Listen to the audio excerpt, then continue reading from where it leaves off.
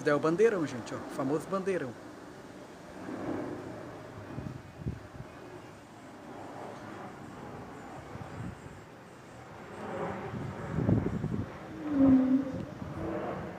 Eita.